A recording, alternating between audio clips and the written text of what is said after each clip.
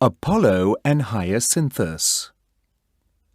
Apollo was the god of sun, who could kill and heal. He was an archer with an unerring instinct for shooting. His doom and gloom prophecies could dethrone even the mightiest kings. On the other hand, however, he composed the most touching poems or songs which could mend any broken hearts. As the god of medicine as well, Apollo could heal all wounds. Despite his well-renowned versatility among the Olympians, all these skills just failed him in his love affair with Hyacinthus. Being the favorite son of Zeus, Apollo had transcendent power and endless possessions at his disposal. Even so, what did they really mean to him? To the god, never could a day pass without the thought of Hyacinthus, the Spartan prince, because such a mortal gave him something that could scarcely be enjoyed by a deity, a simple life. Days were spent on hunting and journeying in the woods and glades. In the sunlight the prince's translucent skin glistened with sweat. In the tranquil countryside, every chuckle of him could comfort all the souls. In order to accompany him hither and thither, the god abandoned his palace and leave his chores unattended. Time flies with their rustic pastimes, until every smile and delight fell into the clutches of death. It was a normal summer day when they tried their hand at discus throw.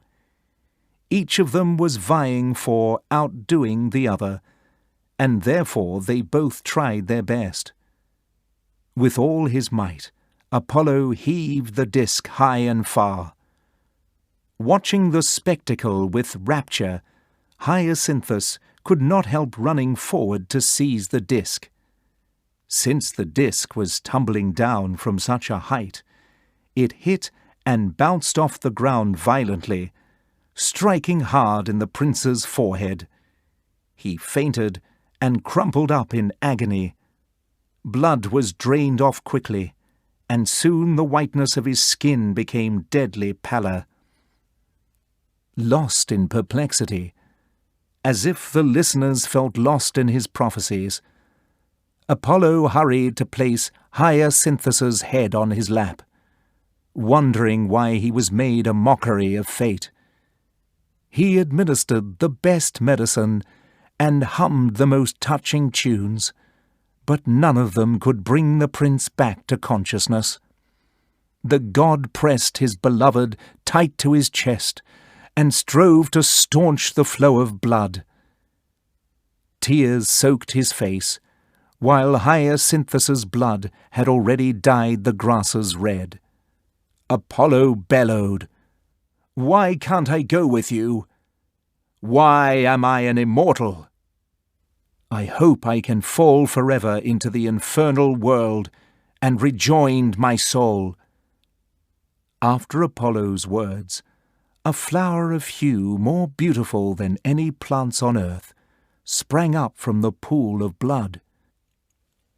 To pay the last tribute to his beloved, he marked I on the petals, signifying the god's lasting grief and endless love. Next time, if you come across a hyacinth, see whether you can discover the letters and share Apollo's pain.